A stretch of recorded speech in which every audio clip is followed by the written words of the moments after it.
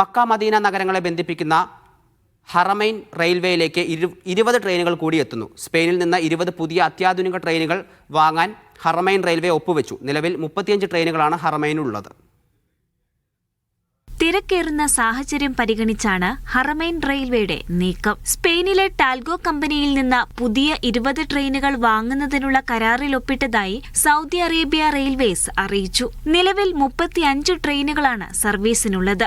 മക്കയ്ക്കും മദീനയ്ക്കുമിടയിലുള്ള യാത്രാ സമയം വെറും 2 മണിക്കൂറായി കുറയ്ക്കുന്നതിനാൽ തീർത്ഥാടകരുടെ പ്രിയപ്പെട്ട യാത്രാമാർഗമാണ് ട്രെയിൻ.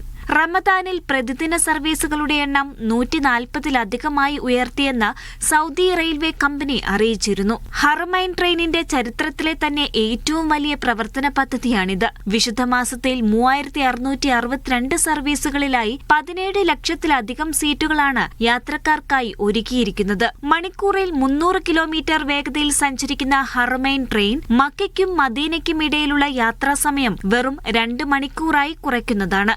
Media 1 Mecca.